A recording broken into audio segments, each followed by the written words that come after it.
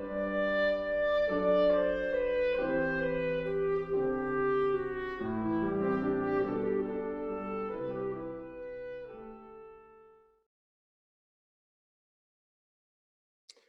good evening, everyone. Really lovely to be with you tonight. I always look forward to these Tuesday nights that seem to come around pretty frequently these days. So it's just really a privilege to be able to spend time with you. So we can just do a quick scan of the body, see if there's any parts of the body that we're holding in tension in any way.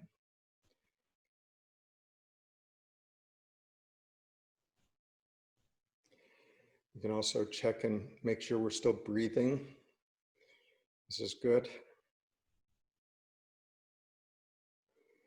So as we're breathing, we can just sense into whether we're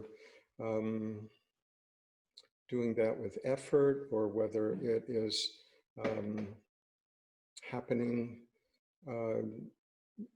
as the body knows how to do it, or we're sort of the bystander.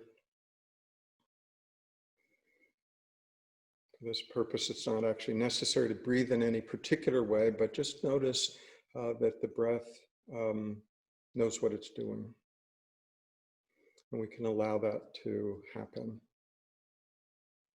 So we just sort of ease out of the managerial role and let the breath happen.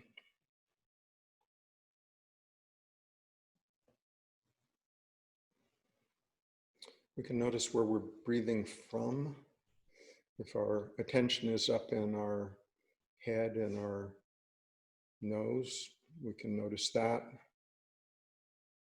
And we can notice if our attention drops down into our chest and our lungs. If it feels comfortable, we can also allow it to just drop down further into our belly. Just feel the movement of the diaphragm within our body. Again, we're just noticing, we're not orchestrating, we're not managing, we're not controlling.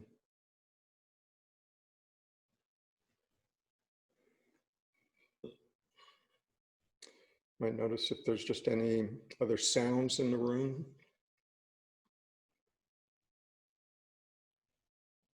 Any sound is fine. We don't need absolute silence. We can just notice that the auditory sense is noticing something in the room. We don't actually have to take a position for or against, or whether we like it or prefer something else. We can just allow whatever sound may be arising to arise.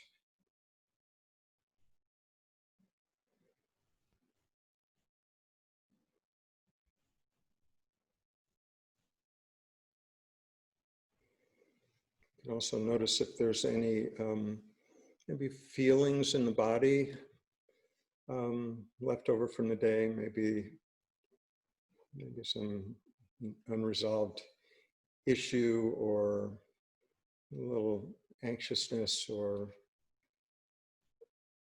things tending to move faster than they need to move at this moment. We'll just see if it's necessary to perpetuate that. We don't have to try to let it go. We can just notice that maybe it's not necessary. And let the body deal with it. Maybe it'll remain for a bit, maybe not. But we can just notice that that's our job.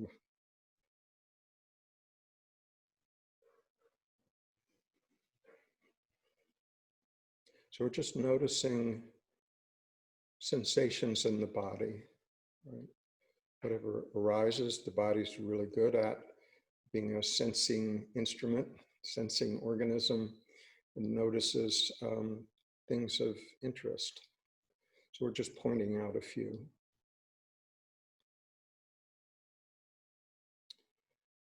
So we can also mention that there might be thought happening.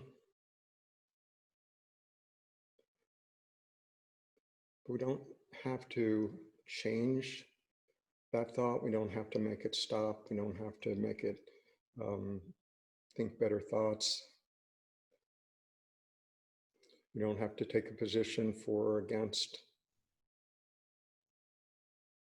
We can just notice that there may be thoughts arising in exactly the same way that we noticed that the breath is happening, or that there may be sound in the room,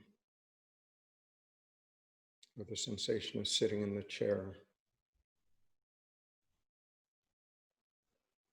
So these are just noticing objects within our field of perception.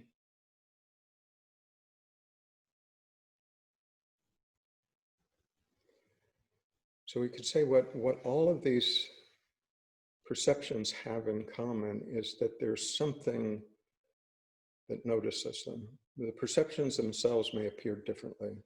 You know, we have a voice, sensation of breathing, you know, maybe the belly moving, sensation of sitting in the chair. These are all apparently separate, diverse arisings within our awareness, but what they all have in common is that they all are registered, we could say, within that field of awareness. Okay, so with all those perceptions, including thought, we can consider as objects. So what notices those objects is something, for this purpose, let's say, other than those objects, but common to all of them, right? The awareness that we're speaking of is aware of each of those sensations. It's also aware of feelings as thoughts. So what's aware of a thought isn't another thought.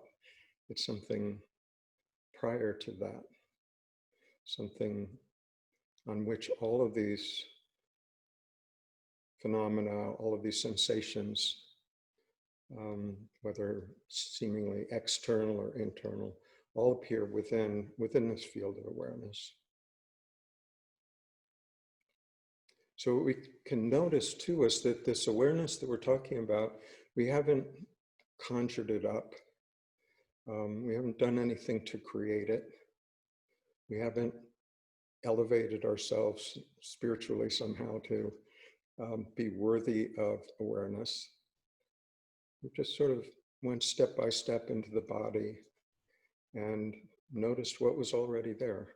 Just this awareness. I mean, we could even call it just noticing, right? The other thing that we can sort of notice about this sense of awareness is that it itself is not an object, right?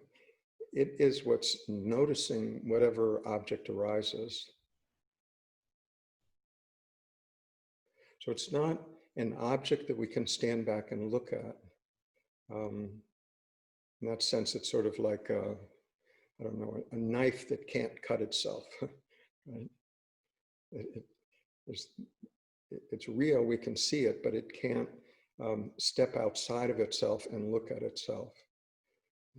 The only way we could do that is to make a concept about it and look at awareness from the point of view of our mind. But that's an unnecessary convolution, right? When we can just notice it directly. It's important to know that we don't have to understand it.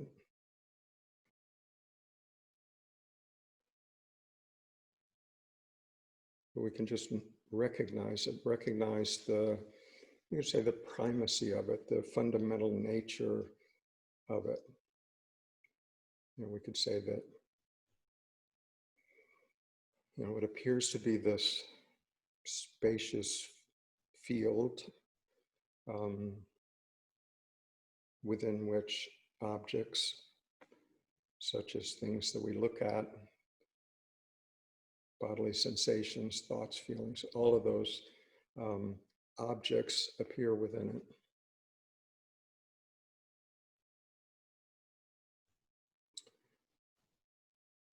So one of the things, if we look at this closely, that we can understand is the the body and the mind aren't tools by which we can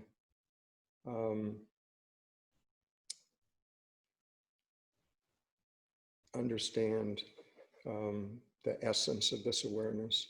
I mean, the body is great at sensing, perceiving, but the body itself can't, isn't aware of its own perceptions. It requires something else, requires this awareness.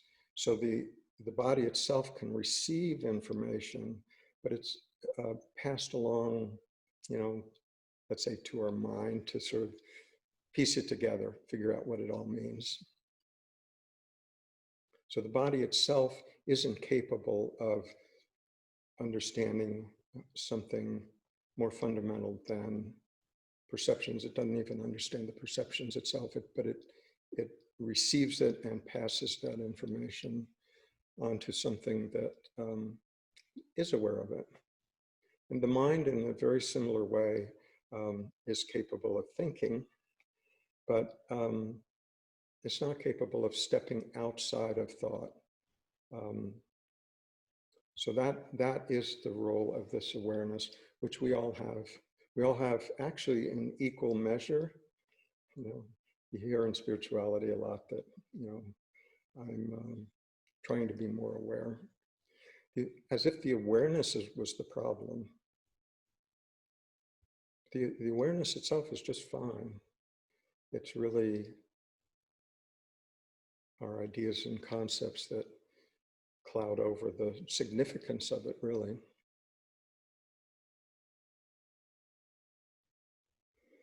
So this is just a long way of suggesting that we don't try to approach awareness directly expecting to be able to do that through our body and mind as a feeling, as a concept, as a belief, as a thought. We can understand a lot of things that way, but the territory that we're talking about is actually beyond both the body and the mind, and yet not separate from it either.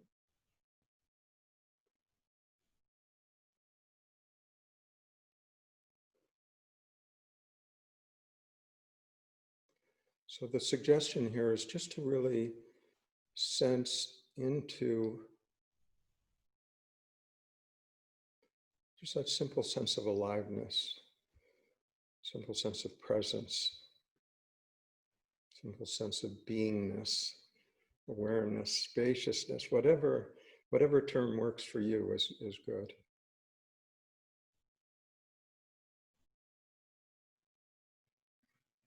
And just sense into that. There's actually nothing to figure out about it.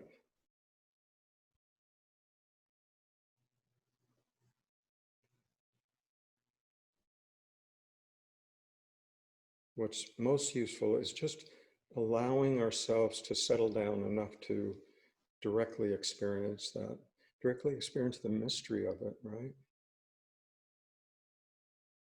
It's not like a puzzle that we're trying to make sense out of. That won't work. That's all mind activity. But it's just really sensing into that direct experience of our own innate awareness, aliveness, consciousness that's present, fully functioning in all of us right now.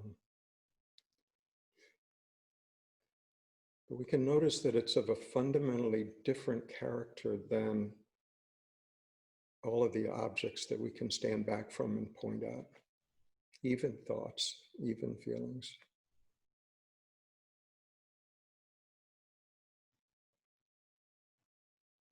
It's not subject in any valid way to conceptualization. We can't grasp it, hold on to it. We can be it. We can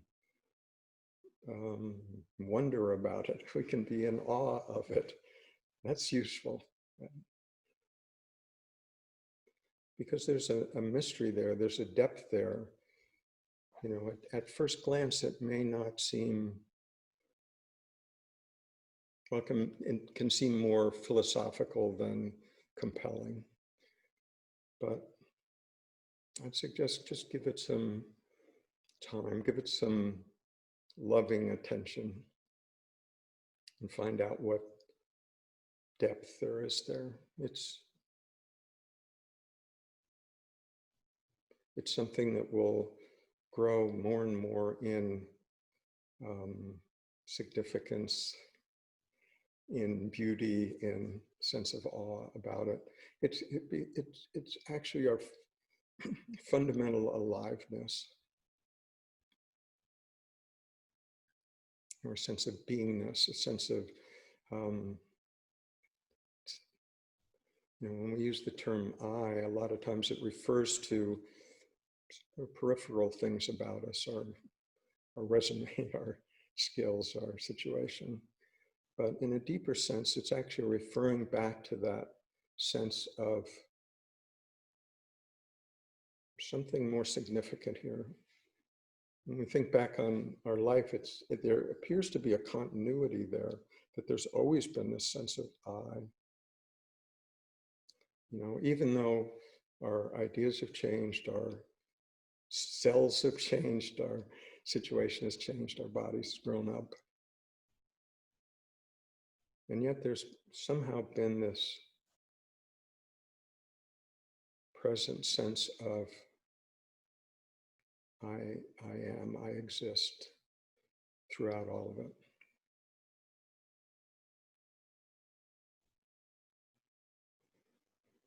So just that sense, just being with that sense, just resting in that awareness has power, right? Has power to show us something more and more deeply.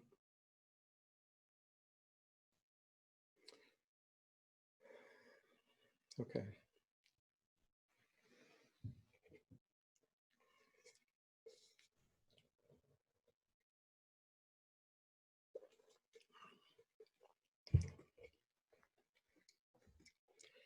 Tonight I wanted to talk about, I wanted to talk about suffering, but it's hard to come up with a good title for a talk about suffering that's not, anyway, the title of tonight's talk is The Allure of Suffering. Because there's something about it that tends to pull us into it. It's not like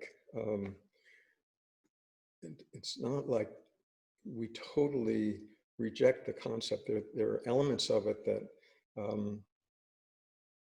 seem to hook us into, hook us into suffering, right? That's the allure of it. So one of the clever tricks that the mind can have is that, how is it possible for me to feel joyful, be willing to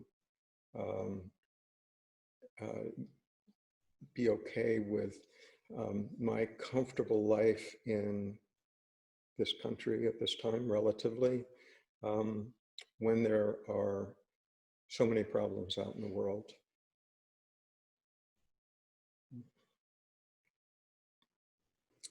So one of the first things that I'd like to talk about is to make a distinction between pain and suffering. Usually those words are equated, they're almost hyphenated, pain and suffering, like it's just one phenomena. But the distinction that I'd like to make that I think is useful is pain is often unavoidable. And it's things that we're familiar with, if we have a toothache or, our hand is frozen and hurts. I mean, those are, we have some illness that causes us physical pain. We're all familiar with that type of direct pain. There also can be emotional pain. If a dear friend dies unexpectedly or in an untimely way, there can be just this raw grief that just feels painful. Okay. And then there's suffering, And so the way I'm defining suffering is not in denial of the pain or the severity of it or the sense of it, but the way I'm using the word suffering has to do with the stories that we tell ourselves about the pain, right? It's basically arguing with the direct phenomenon. So it could be something like, why did I get this illness when, I'm young and I take good care of myself? Why did that happen to me? Or, what I said, to a friend, or what I did or didn't do, and a friend shortly thereafter committed suicide, therefore it's my fault. Right?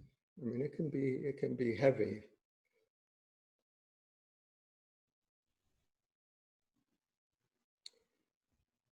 So there's that extra layer that we impose upon the actual situation, just the raw grief over a friend's suicide.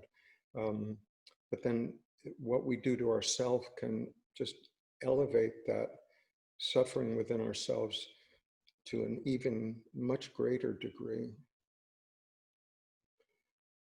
Or we can go down the road of saying, how could God allow this to happen? Maybe the divine source doesn't love me. That's why this happened to me. Or maybe there's not a loving God at all. So we can take something that's, can be painful, maybe very painful to start with, and amplify that up much more. And this is what I call suffering. So the pain may often not be avoidable. The suffering is. The suffering is something that we do to ourselves. It's something that we have the option, really, to impose on ourselves or not. Pain, no, it may just be the situation, and I'm not saying that it's easy in any way, but I am saying that sometimes when we impose something on top of it, a mental construct, that construct can be often even more painful that we do to ourselves.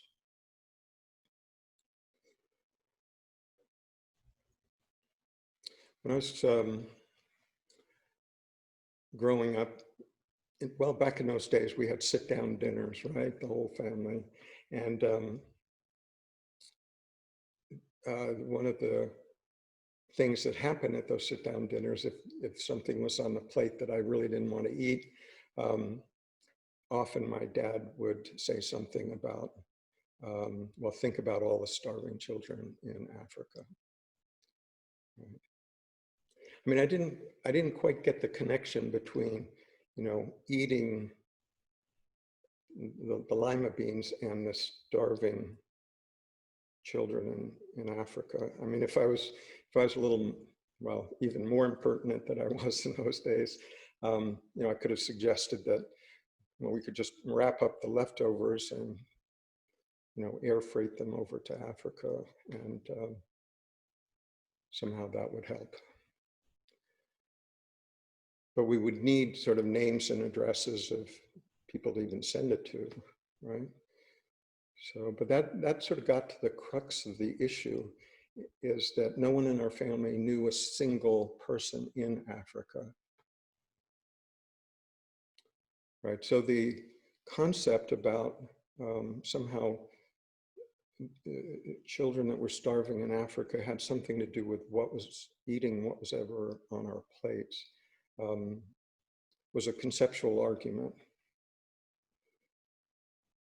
Right? I mean, we were living in a comfortable suburban home and having a conversation over, a well laid out dinner table, talking about something that we had zero firsthand knowledge of.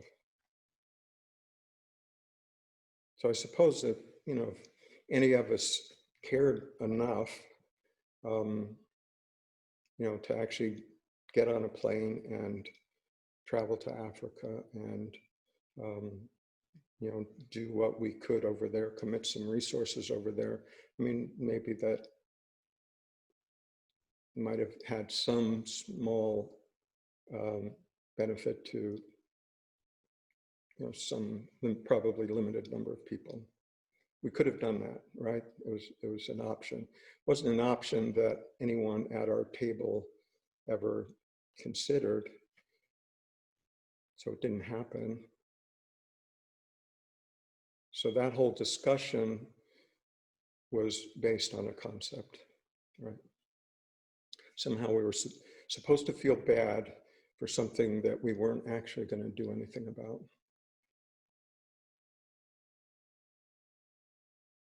So I know on this Zoom talk tonight, there's at least one person that actually did go to Africa, actually did, spend a considerable amount of time there doing volunteer work. And so in her case, there was nothing conceptual about it, right? It was about as real as it can get.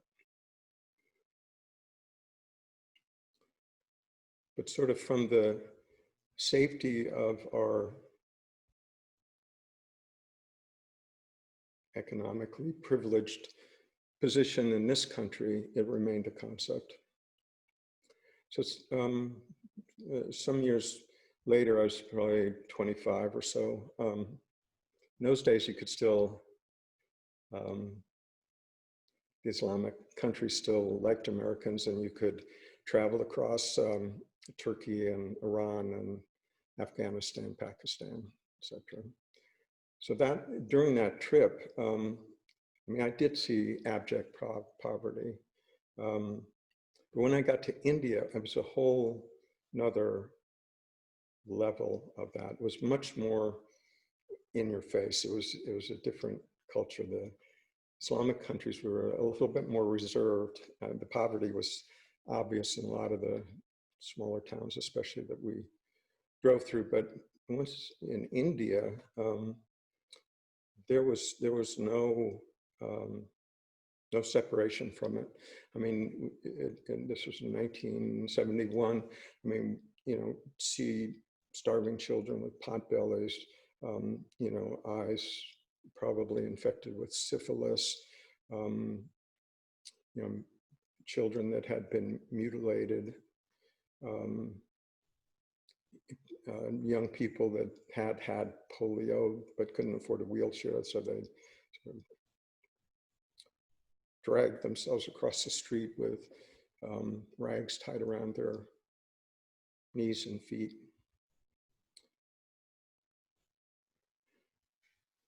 So that at that point, it was no longer theoretical. It was what was seen every day for a couple of months over there.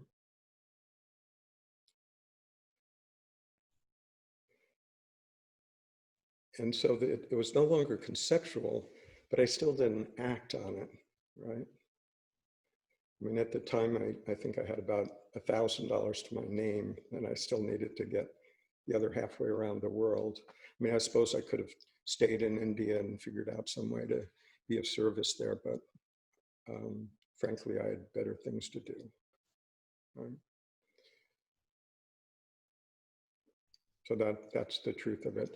I saw the situation, I was impacted by the situation, but there was no action taken directly. You'd give away a few rupees and, make a few kids happy for a few moments. But when you did that, 20 other kids would materialize out of thin air and surround you. And it was just overwhelming that way. It didn't seem possible, at least with whatever limited skills I had at that age, to actually respond to that in any way. I even had difficulty imagining that as a way of being alive in this world was even sustainable. I mean, it turned out that it was, and India's grown a lot in the last 50 years. But one of the interesting things that I did notice is that even these street urchins, rags,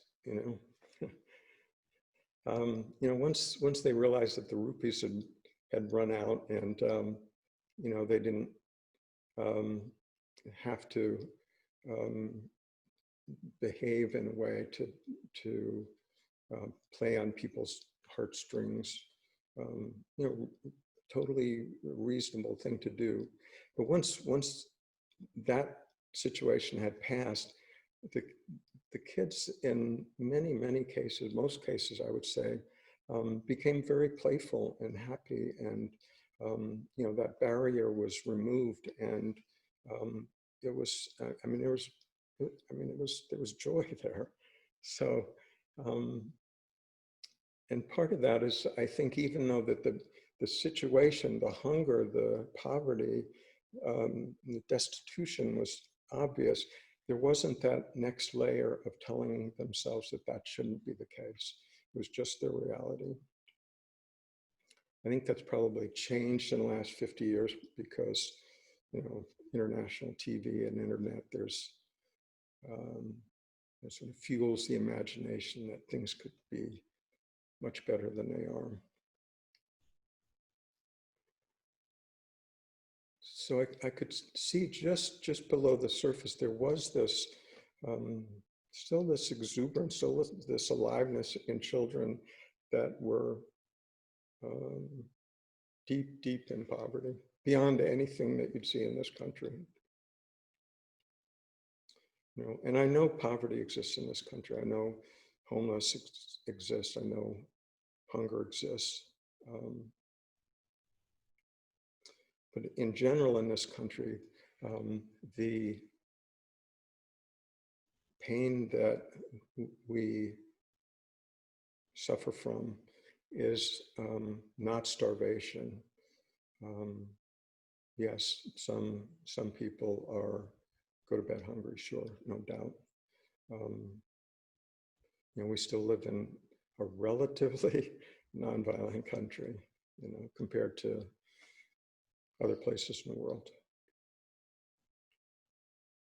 And yet, even with our relative wealth, relative peace, relative stability,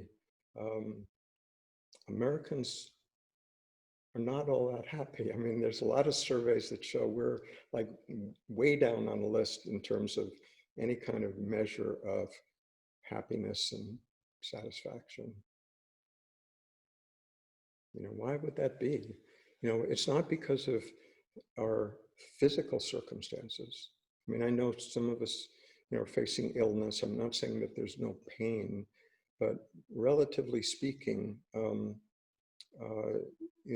there's opportunity here to, in many cases, certainly not all, but many cases, to lead a relatively comfortable life compared to many places in the world.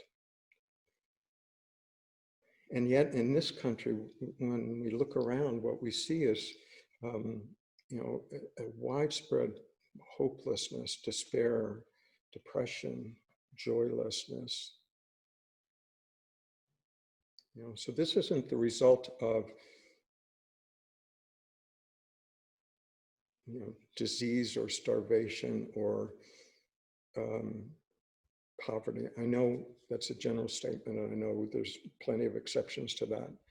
But for many people that are, experiencing just this sense of suffering, it's not a result of physical circumstances. It's mentally induced. It's something that we're doing to ourselves. It's ideas and conclusions and opinions about how things should be or could be different, or this shouldn't have happened, or why did this person do that to me? Things that I regret, things that are unmet hopes, how my spouse could be different. We can go on and on and on. There are all of these ways that we're basically arguing with our own situation. So we have painful things happen in this life. It seems unavoidable, right? I mean, if nothing else, even if we, manage to escape pretty much every significantly painful thing, not going to happen, right? But let's just imagine that we could. There's still, old age, sickness, and death to deal with, and if we die before we grow old, then, that also has its downside. Okay, so there's that. But then along the way, there's, just life happens, right?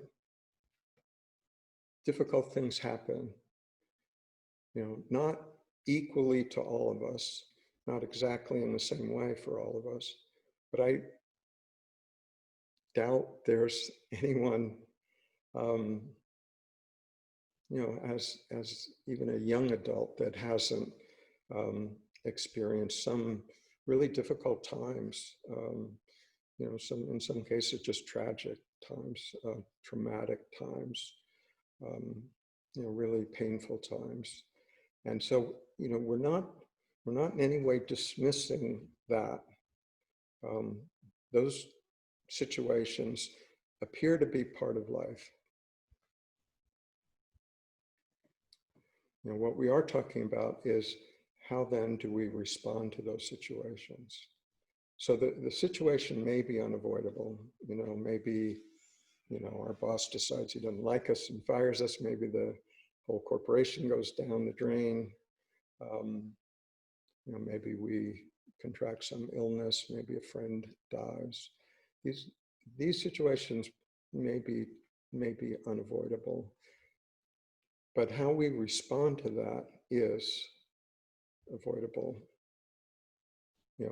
Choosing a train of thought, we don't consciously do it, probably in most cases, but we go down that road where we're, get caught in this self-justifying loop that we can't quite seem to shake. And that causes us to suffer. So in that sense, the suffering is optional. If we see it clearly, most of the time we don't, so it's not optional, but it's useful to know that suffering, as I'm defining it here, is something that we do to ourselves through our mental self-judgments, blames, shames, wanting things to be different, is what actually causes a much deeper level of pain that may be from the situation itself.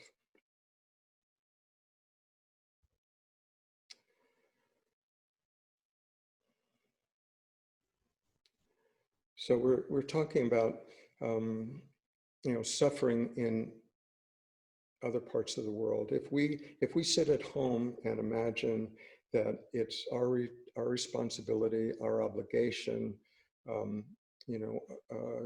to be a virtuous person, I can't allow myself to feel joyful.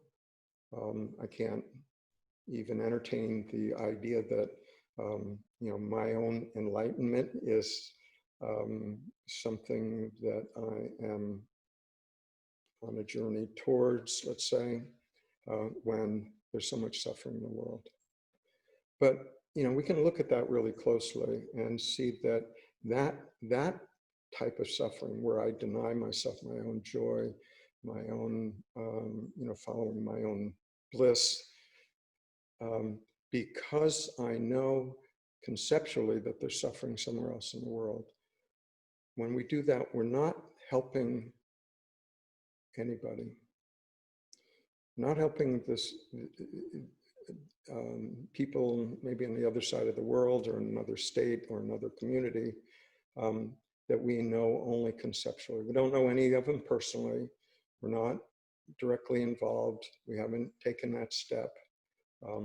But somehow that knowing that exists somehow has a hold on us. So we're not helping them in any way, and we're using our life energy to suffer and feel guilty ourselves for the fact that we're comfortable. Okay, so we're not helping anybody else and we're hurting ourselves. We're actually sapping what energy we may have where we could actually be of service if that's what we choose to do.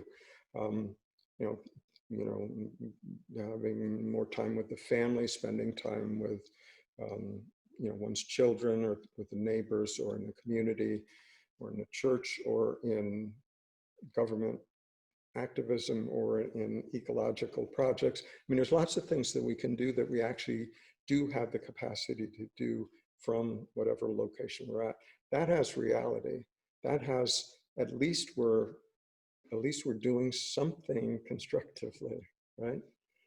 So it's much better to act if we're inclined to do that, to be of service, rather than, you know, sit at home and feel guilty about something that we don't actually know firsthand, and we're not actually going to go to Africa and feed children. You know, so it's, rather than being paralyzed by our own guilt, it's much better to use that same energy and actually do something of service. Okay. So one of the, if we do decide to go down that road, one of the tricky things about being of service to others is, what is our motivation to do that?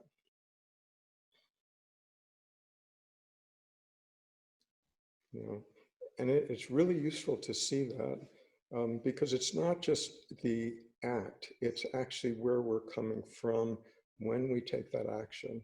If we're coming from a place of, let's say, superiority, you know, I know what's best for you,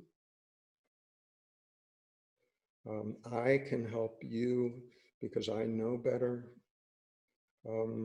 that's picked up by the other person. That can have less than desirable results, right? Okay. You know, if we're doing it from a sense of, I'm doing this for my spiritual merit, you know, it'll pay me back later on, I know it. So, you know, I'm being motivated, not actually to be of service, but actually in service to myself, for my spiritual advancement, right? Or we could do it just for social interest, you know, make friends, meet people. You know, so it's really important that we pay close attention to our motivations for doing this. It sort of brings to mind the old ancient medical dictum: first do no harm. When we get into this helper mode, it requires some alertness, you know, some cultural sensitivity, some you know, recognition that you know, we're dealing equal to equal, you know, that we're all aware beings, same awareness, manifesting, looking like that there, happens to manifest here. When we relate from that much deeper place, there's a much greater possibility of being of some real service. I remember a long time ago, I knew someone, well, a good friend, and his mother was maybe in mid to late 70s at the time, avid churchgoer. I mean, I think she was where the expression 7 days a week and twice on Sunday came from. That was the church going that she did. And when I knew my friend's mother, she had taken in a woman, I think it was a cousin or a niece or somebody, that had lived the fast life out in Las Vegas, whatever your interpretation of that is. Anyway, she took this woman in, the woman was not well, and pretty much devoted years of her life to taking care of this woman. So from the simple facts of the matter, you could say, well, this woman's, you know, a saint. She's taking care of this woman that had sort of led a wild life, and you know, she's devoted her life to taking care of it. But the dynamic that I noticed there was that this cousin was not let off the hook ever for her prior life. There was this continuing sense of righteousness from the mother, and you know, relating to a sinful person as the other. And so that dynamic really stuck with me, that how careful this helping the other person is, how much self-awareness is really required there. And this applies to a lot of situations. I mean, we can see people that use suffering to create a situation, maybe you know, perceive self-illness in order to attract somebody to take care of them. You know, that's the strategy, maybe unconscious, to attract care and attention. You know. And the other person too is playing their role. Maybe they find a person that likes to help other down and out people, and feels better about themselves when they're helping people that are in a tough spot. Again, this doesn't mean that it's not a benefit to help somebody in need, but it's important to see where we're coming from when we do that. There's this sense of, it's usually applied to women, and the expression is, oh, she's such a saint. Right? And what that is typically taken to mean that she cares for everybody else and she doesn't take care of herself. Everything is for the other person. And I mean, there can truly be that movement, you know, where there is a deep caring and love and outpouring. And that's beautiful when that happens. And there can also be that, what appears on the outside to be that same outpouring of energy to other people, but there can be that sense of, and now they owe me, right? Or they're dependent on me. Or what if I ever stopped being a saint or a martyr, nobody would care for me anymore. So there's a little fear involved there. You know, so the movements here are really worth looking at carefully. You know, there's also a tradition in, let's say, medieval times where, you know, fervent religious people would, you know, self-mutilate themselves, whip themselves, cut themselves, as an expression of their unworthiness, or maybe as a demonstration to the divine that, you know, I, you know, care so much. You know, I'm such a sinner that this is my expression of compliance, or, you know, whatever term you choose there. You know, maybe we're not involved in that level of dramatic, you know, self denial kinds of acts, but you know, there may be a sense of suffering is somehow spiritually beneficial. Right? Anybody ever feel that? You know, like, well, maybe it's just good to, you know, suck it up and, you know, do what I don't really feel like doing, but maybe it's just my destiny, and I have to surrender to that. But I mean, we can look at life. I mean, there's plenty of opportunities to face challenging situations, learn from those, hopefully, without having to seek out sort of super normal levels of suffering, right? We don't need to do that. life does a pretty good job in presenting us with difficulties appropriately spaced, hopefully, um, that from which we can learn what we need to learn. So if our attitude is not that we're doing it out of some spiritual benefit and I'll just suffer through it and that's my job, that's actually not that helpful. What is helpful is to be alert when difficult situations arise, to learn what we can learn from them.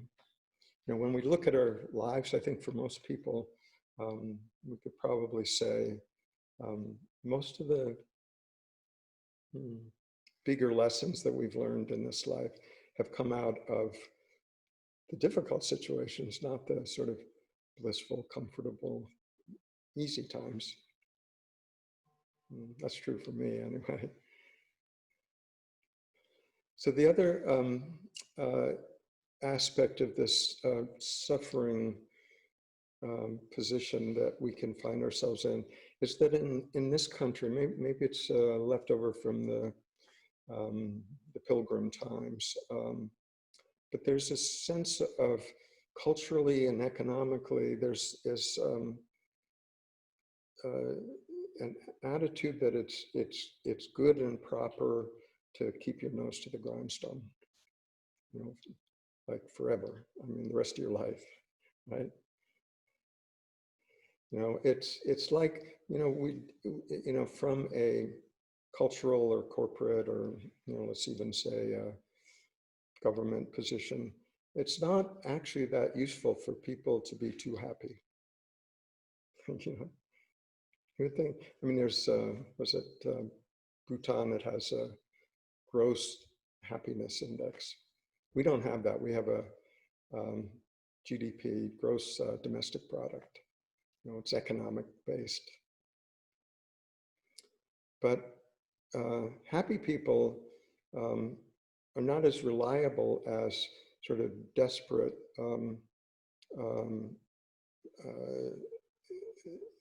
people that need to earn a living, worrying about their next paycheck, living in fear.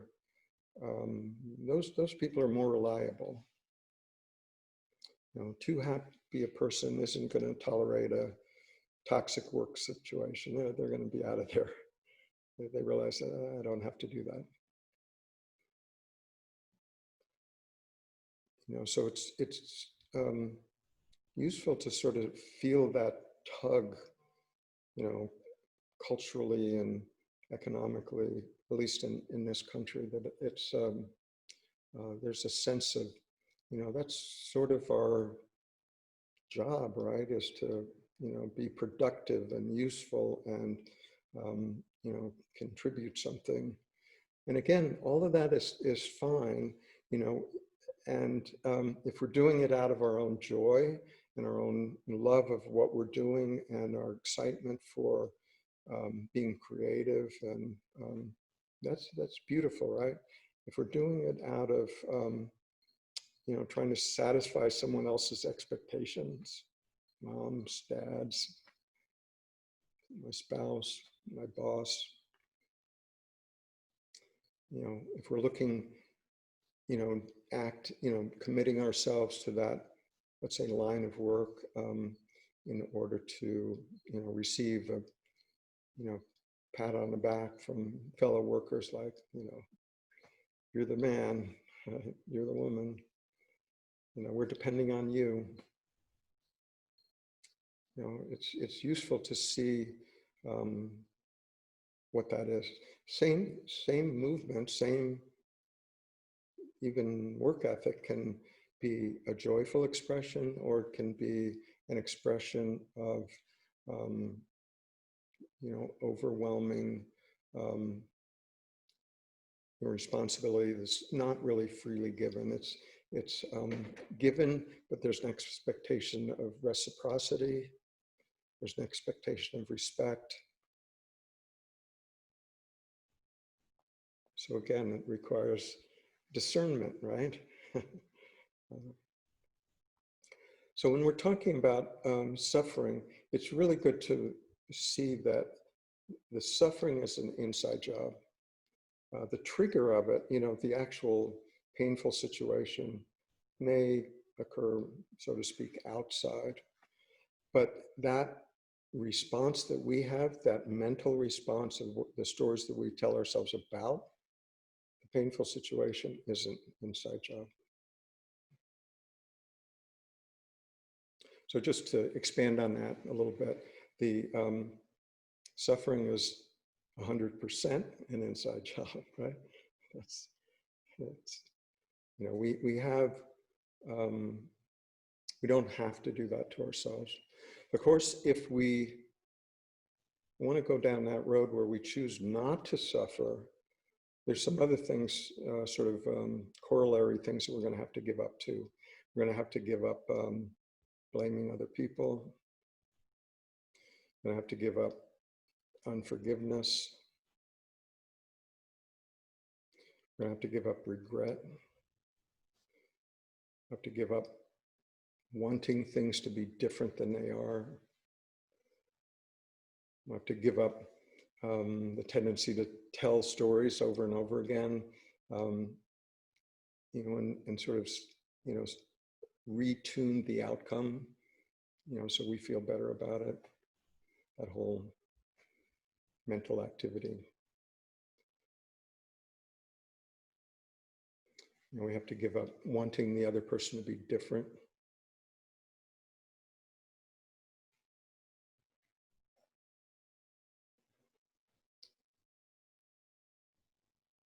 So all of these things cause suffering in themselves.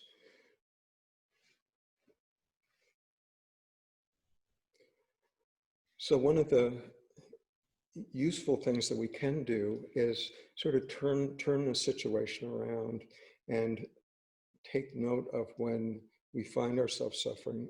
In other words, in contraction somehow. We can feel it. It's a bodily experience.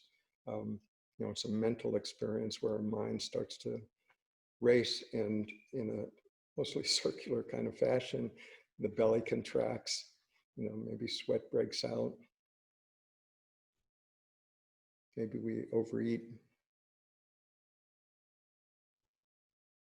So we can notice that. We can see, okay, this, I find myself suffering. Okay, most of the time, what we want to do is just to make it stop, right? Just to forget about it, and I'll I don't know, go to a movie or have a few glasses of wine or whatever, which is fine. But it's like trying to, shove this under the carpet. But if we see that, if we really see that any suffering is based on a belief, based on a belief that's not actually true. So when we find ourselves suffering, it's really an opportunity to look like, what specifically is the belief I have about this situation that is not true. Because the sequence is, the triggering event, which appears to happen outside, and then we have a reaction to that, and then we can notice that there's a belief that's playing, maybe quietly, maybe not, but a belief that may be churning around in there that's generating this sensation of suffering. And then there's our belief in the belief, okay? Right? If it's just some old belief that pops up into our mind, but we don't actually believe it, it doesn't have much power. But when that belief is believed, yes, I know that's true. He shouldn't have said that. He was wrong. He's a rotten SOB.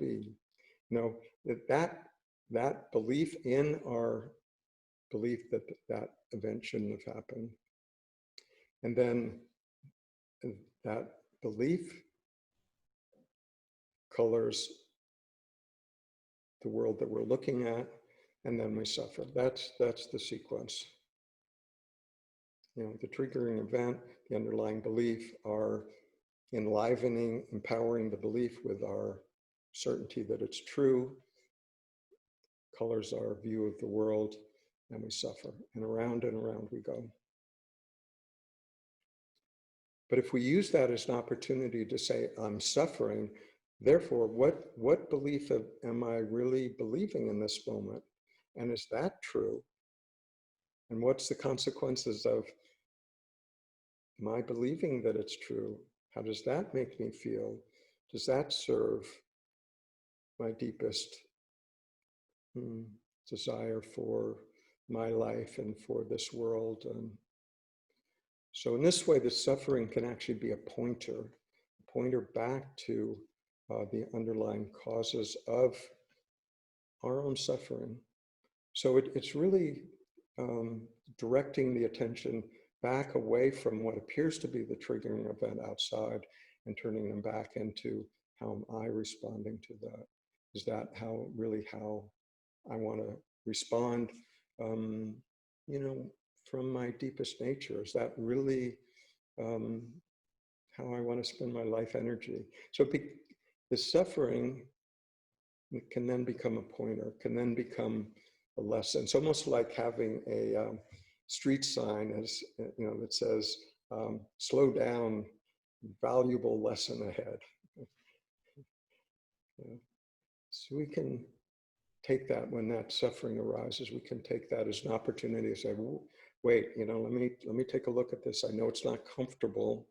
I know I feel, sort of righteous and certain about how things should have been, but I am suffering, so I'm going to take this opportunity to really look at it." That's helpful.